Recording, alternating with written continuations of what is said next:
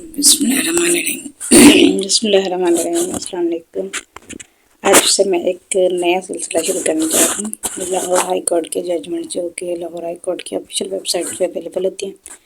बाद में जब ये रिसालों में छपती हैं तो फिर इसको एक नंबर अलॉट हो जाता है कि वो जिस रिसाले में छपती हैं तो फिर PLD वो सो एंड सो नंबर लग जाता है। लेकिन उससे पहले जो इसको नंबर लगता है वो रेट पटिशन नंबर होता है। और ये है जी 39/2025, मतलब ये 2025 की 39वें नंबर की जजमेंट है इंचार्ज साहब की।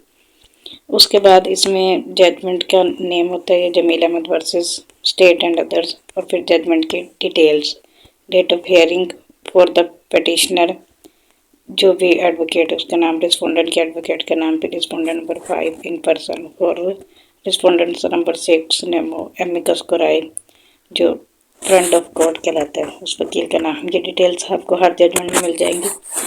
उसके बाद जी ये है तारिक सलीम शेख साहब की जजमेंट, पढ़ते हैं। Respondent number 5 got FIR number 1350/2024 dated 25/11/2024 registered against the petitioner and respondent number 6 at police station city Liakatpur district Rahim Yar Khan under section 376 PPC. She alleged that the petitioner lured her cohabited with her for a few months, and when she insisted that he should formalize the relationship, married her on 22/4/2024. Subsequently, she learned that he was already married and had a family. She protested for being cheated, upon which the petitioner divorced her on 14/10/2024. Respondent number 5 claimed that on 17/10/2024 she was present at her house when at 10 p.m. the petitioner and respondent number 6 came there armed with weapons. The petitioner raped her at gunpoint while respondent number 6 stood guard. After that, they left. Respondent number 5 alleged that since the petitioner had divorced her 3 days earlier, i.e. on 14/10/2024, he had no right over her and his act was unlawful and he was liable to be punished. Through this petition, under Article 199 of the Constitution of Islamic Republic of Pakistan 1973, the Constitution, the petitioner seeks quashing of FIR number 1350/2024. He denies the allegation that he was in a live-in relationship with his partner number 5. However, he acknowledges that he married her on 22/4/2024 and that the marriage was registered with the Union Council City 98 Liakatpur. He also concedes that he divorced her on 14/10/2024, adding that he did so through a written divorce deed and sent notice regarding it to the chairman administrative of the aforesaid Union Council in terms of Section 7/1 of the Family Laws Ordinance 1960 MFLO through registered post. The petitioner asserts that upon receiving the talaq, respondent number 5 became engaged and managed to have FIR number 1350/2024 registered by concocting a false story. The alleged incident of the 17th October never took place. Even otherwise, respondent number 5 is still his wife and bound by his marital bond, as he revoked the talaq on 23/12/2024 and applied to the chairman Union Council City 98 Liakatpur for the withdrawal of his notice under Section 7/1 of the MFLO. The talaq was revoked by the expiry of the 90-day period stipulated in Section 7 subclass 3 of the MFLO and before its confirmation by the Union Council. Subsequently, he also filed a suit for restitution of conjugal rights against respondent number 5, which is pending. The petitioner claimed that FIR number 1350/2024 is nullified. No offence within the definition of Section 375 of PPC punishable under Section 376 PPC is made out. The principal issue that arises in this case is whether the petitioner's pronouncement of divorce on 14/10/2024 has taken legal effect under Section 7 of the MFLO by the date of alleged occurrence on 17/10/2024 if the marital bond had not been legally served. The further question is whether on the allegations leveled in the FIR he can be prosecuted for an offence under Section 376 PPC. Discussion. Under Islamic law, a marriage may be dissolved by either by death of spouse or by divorce effected through one of the following methods, i.e., by the husband at his will, without the intervention of a court, by mutual consent of the husband and wife, without the intervention of a court. 3. By a judicial decree. A wife cannot divorce herself from her husband without his consent except under a contract made before or after marriage. However, she may in some cases obtain a divorce by judicial decree on the grounds prescribed by law. When the divorce proceeds from the husband, it is called talaq. When it is effected by mutual consent, it is called khula or mubarat according to the terms of the contract between the parties. A divorce may be pronounced so as to take effect on the happening of a future event. It is thus called a contingent divorce. A talaq may be effected orally by spoken words or by written document, talaqnama.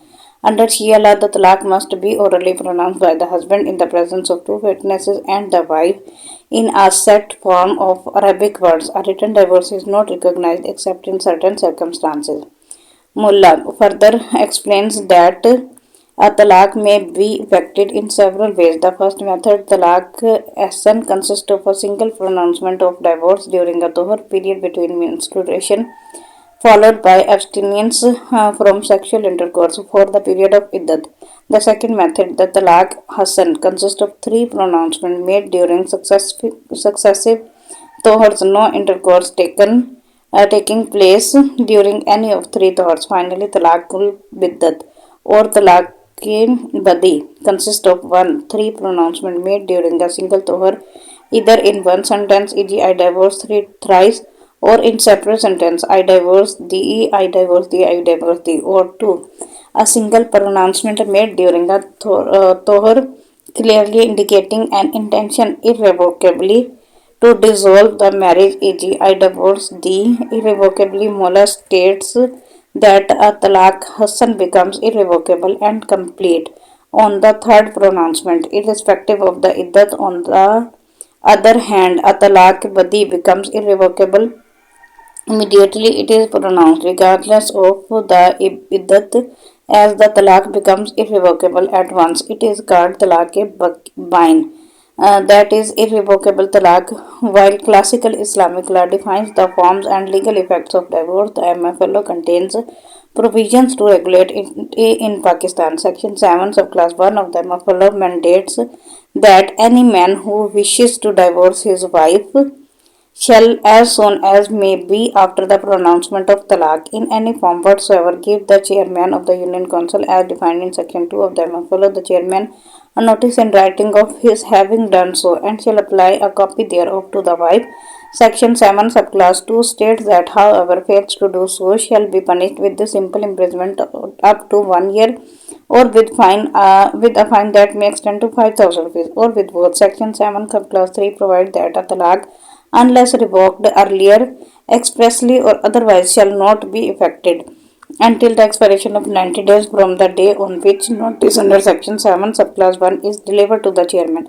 Section 7 subclass 4 states that within 30 days of receiving the aforementioned notice, the chairman shall constitute an arbitration council for the purpose of facilitating a reconciliation between the parties, and the arbitration council shall take all necessary steps to bring about such reconciliation. Section 7 subclass 5 further provides that if the wife is pregnant when talaq is pronounced, it shall not be effective until the period mentioned above expires or the pregnancy ends, whichever is later. Section 7 subclass 6 states that nothing shall debar a wife whose marriage has been terminated by talaq effective under this section from remarrying the same husband without an intervening marriage with the third person, unless such termination is for the third time so effective.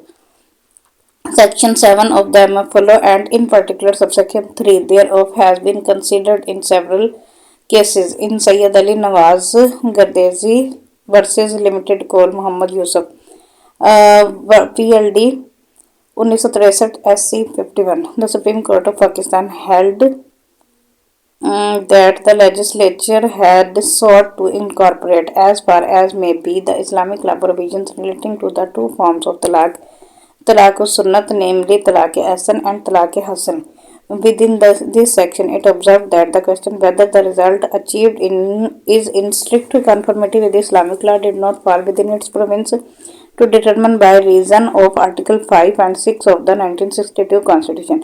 The court noted that Section 7 envisaged a machinery of conciliation intended to dissuade the husband from proceeding with the unilateral divorce. If reconciliation through mediation is possible, the object of the provision, if explained, is to prevent the hasty dissolution of marriages without an effort to preserve the matrimonial bond. If the husband, upon reflection, abstains from giving notice to the chairman, he may, under Section 7, be deemed to have revoked the pronouncement, which would operate the advantage of the wife.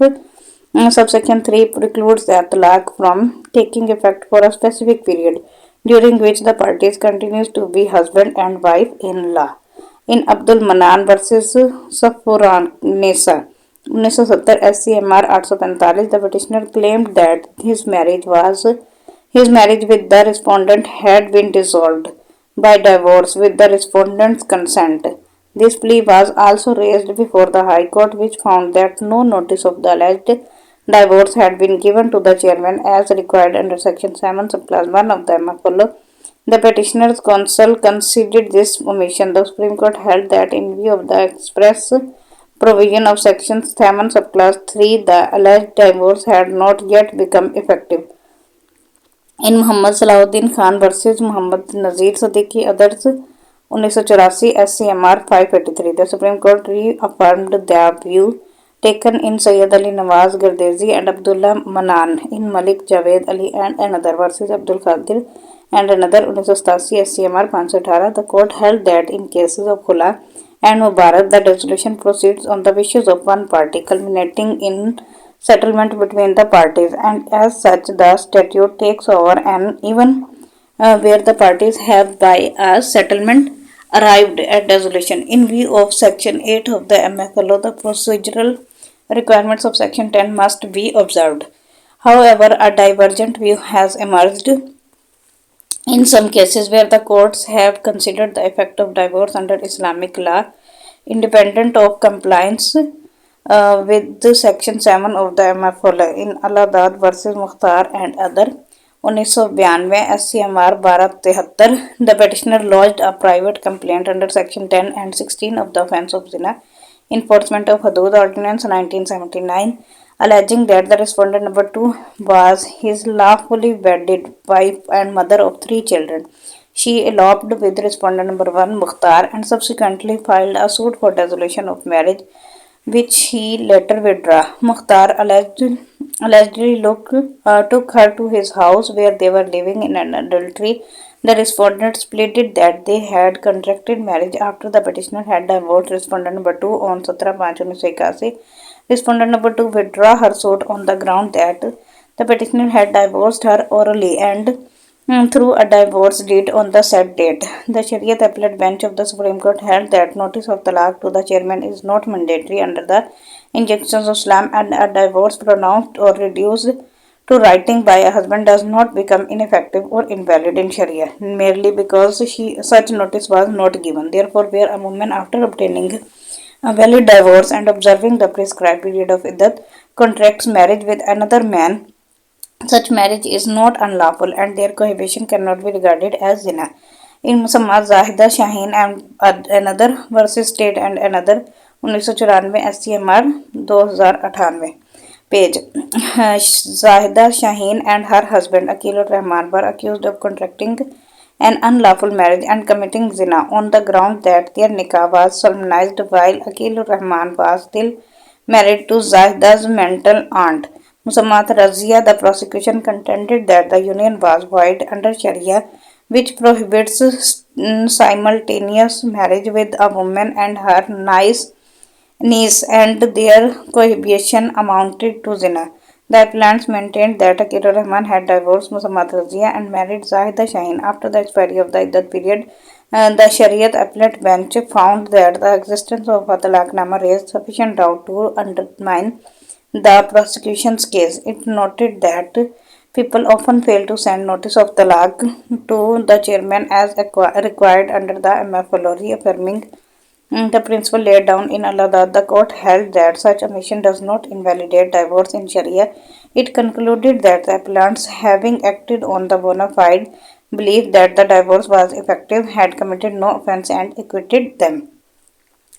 In Musammat Kanis Fatima versus Wali Muhammad and another PLD 1993 SC 901, the Supreme Court held that Section 7 of the MFLO is an existing law that has not been declared repugnant to the injunctions of Islam, either by the Federal Shariat Court or the Shariat Appellate Bench of the Supreme Court. The Council of Islamic Ideology has also made no recommendation against it. The court rejected the view taken in Mirza Kamar Raza versus Musammat Tahira Begum. PLD 1998 PLD 1988 KAR 169, where the Sindh High Court, while exercising constitutional jurisdiction in a family matter, declared Section 7 void under Article 2A of the Constitution as contrary to the injunctions of Islam. It was also noted that another bench of the Supreme Court had already set aside Mirza Kamar Raza on the principle that if a case can be decided on the grounds, there was no need to enter into question of constitutional issues. Particularly so when it did not fall within the jurisdiction of the court, the Supreme Court further clarified that the constitutional interpretation of family laws lies outside the jurisdiction of Shariat courts. In Kanis Fatma, while reaffirming earlier authorities including Sayyid Ali Nawaz Gardezi versus Limited Muhammad Yusuf PLD 1963 Supreme Court 51, Abdul Manan versus Safura Nisa 1970 SCMR 845, Muhammad Salahuddin versus Muhammad Nazir Siddiq 1984 SCMR 583, and Malik Javed Ali and another versus Abdul Qadir and another 1987 SCMR 518. The Supreme Court qualified the view expressed in Gardezi that failure to send notice of talaq to the chairman could be treated as deemed revocation. It stated that such omission does not by itself lead to conclusion that talaq has been revoked. It may only be ineffective but not revoked. This controversy should be considered from a practical and purposive point of view, taking into consideration the facts and circumstances of each case. The Supreme Court acknowledged that long-standing controversies surrounding Section 7 and noted that due to constitutional constraints, it could not give any verdict on the conflicting claims challenging or justifying the provisions of Section 7 of the MFLO. However, keeping in view the facts of each case, the applicability and interpretation of Section 7 has to be construed in the light in a case where divorce is effective with the consent of both parties and confirmed in writing under their disputed signature. Section 7 should not be construed strictly, particularly where the penal consequences under Section 7 subclass 2 are involved. Since the parties do not willfully commit a breach and bona fide believe that they have been divorced by mutual consent, treating the notice to the chairman as a mere formality, the notice may be sent at any time thereafter to fulfill the requirements of Section 7. Courts have also considered the role of the chairman of the Union Council in the context of Section 7 of the MFLO in Musammat Fahmida PP versus Mukhtar Ahmad and another PLD 1972 Lahore 964. This court held that a divorce does not become effective unless notice is served on the chairman in 90 days have passed from the date of its receipt. The chairman is required to initiate reconciliation efforts by giving notice to the both parties to nominate their representative for the constitution of an arbitration council. If either party fails to appear, the chairman cannot compel attendance, nor can such absence attract any penal consequence regardless of the party's conduct or attitude. The divorce becomes effective upon the expiry of 90 days unless it is revoked earlier by the husband. If both parties appear and an arbitration council is constituted by reconciliation fails, the only function of the chairman or council may perform is to record in writing that reconciliation was unsuccessful. They are not empowered to issue any decision or certificate to give effect to the divorce. If reconciliation fails or the husband does not revoke the talaq within 90 days, the divorce becomes automatically operative and effective. The MFLO and rules contain no provision requiring the issuance of a certificate for the purpose. Any certificate issued by the chairman in the context would lack legal basis and carry no legal effect. In Almas Mubashir versus Mubashir Hanif PLD 2014 Lahore 494. This court held that the issuance of a certificate of talaq is a mere technicality not mentioned in the MFLO, and the divorce becomes effective automatically upon the expiry of 90 days from receipt of notice by the chairman, Nazim, or administrator of the Union Council. The issue of withdrawal of notice has also been considered in several cases. In Musammat Fahmida Bibi versus Mukhtar Ahmed and another PLD 1972 Lahore 964 694, this court held that under subsection 3 of section 7 of MFLO, if the husband revokes the talaq before the expiry of 90 days, the spouse continue to be husband and wife in law. It was further observed that MFLO does not require the husband to notify the chairman of such revocation. The phrase "unless revoked earlier expressly or otherwise" is significant. A husband may revoke the talaq by any clear act or declaration, including communication to the wife, without necessarily information the chairman. In such cases, if the chairman issues certificates of effectiveness in ignorance of revocation, it would carry no legal force.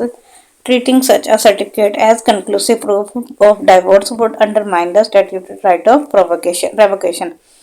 In Princess Aisha Yasmin Abbasi versus Makbul Hussain, Qureshi and others, PLD 1979, Lahore 241.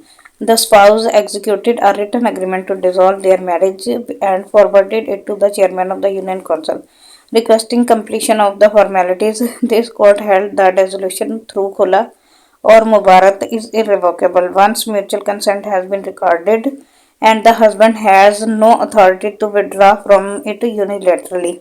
The court further observed that owing to the expression mutatis mutandis and so far as applicable in section 8, the form of notice in such cases may differ from the prescribed for a unilateral talaq under section 7.1. It rejected the contention that proceedings under section 7 were unnecessary where dissolution was by mutual consent. In Musammat Sana Shahzad versus Secretary Union Council number 81 and others, PLD 2014 Lahore 632, this court held that where divorce is effected by mutual consent on the basis of mubarat, the husband cannot retract or withdraw it. Further, the chairman or the administrator of the Union Council has no authority to adjudicate on its validity.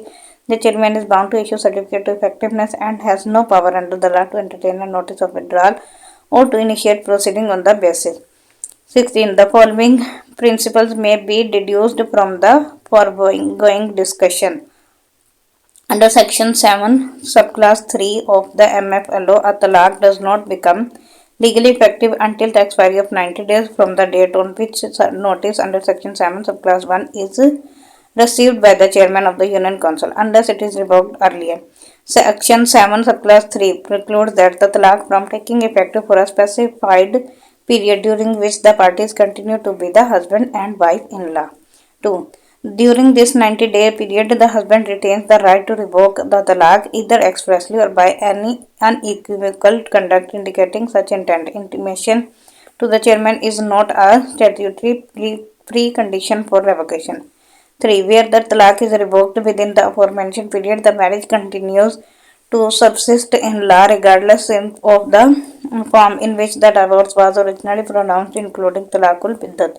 4. Failure to send notice to the chairman and may attract penal consequences under Section 7, Subclass 2, but does not by itself amount to revocation of talaq. It renders the pronouncement ineffective, not invalid in law. 5. The legal effect of divorce under Islamic law without compliance with Section 7 has limited recognition only in prosecutions for zina, where the Shariat Appellate Bench has held that such divorces, though unnotified, may still be valid under Sharia. This exception does not apply to the offence of rape under Section 376 PPC.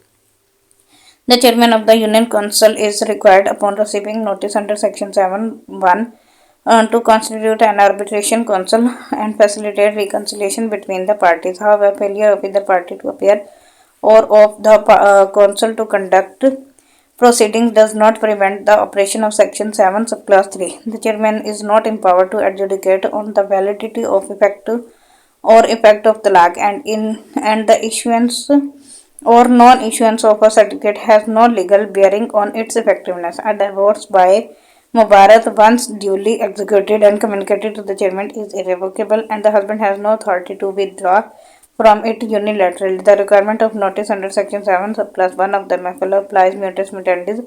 However, it only ensures procedure regularity and does not affect the validity of or finality of the resolution. It is necessary to clarify that Mullah's principles of Mohammedan law is a respected reference work and frequently cited for its exposition of Islamic personal law as applied in the subcontinent. However, it is not a source of law in itself, where the statutory scheme or binding judicial authority provides clear guidance. Resort to such secondary commentaries must remain subordinate. Kanis Fatma's case affirms that the legal effectiveness of talaq in Pakistan is governed by Section 7 of the MFL, irrespective of the form on which it is pronounced. The limited exception recognized in Kanis Fatma is with respect to divorce effected through mutual consent Mubarak. Turning to the present case, the petitioner admits that he had strained relations with respondent number 5 and divorced her through a written divorce deed dated 14/10/2024. He states that he sent notice of his pronouncement to the chairman of the Union Council City 98 Lakarpur under Section 7 subclass 1 of the MFL through registered post number so and so on the same date. The divorce deed appended with the petition indicates that the petitioner employed the form of talaqul biddat. However, before the expiry of the 90 days period contemplated by Section 7 subclass 3 of the MFL, he submitted a written revocation or to the chairman through registered post numbers on 23/12/2024. These facts were not disputed by the state or respondent number 5 during the hearing. Thus, the petitioner revoked by the pronouncement within the statutory window. Apply the principle discussed above. The divorce did not take effect and the marriage continued to subsist in the eyes of law. Law distinguishes between sin, crime, and offense. A sin is a moral or religious transgression, an act considered wrong according to divine command or ethical principles judged by one's faith or conscience. Its consequences are spiritual or moral, such as guilt or divine punishment. In contrast, in the statutory framework of Pakistan, a crime is an act or omission that is made punishable by law. It is a public wrong that affects society at large, and the offender may be punished by death, imprisonment, fine, or other legal penalties. Courts established under the Constitution regard only statutory offence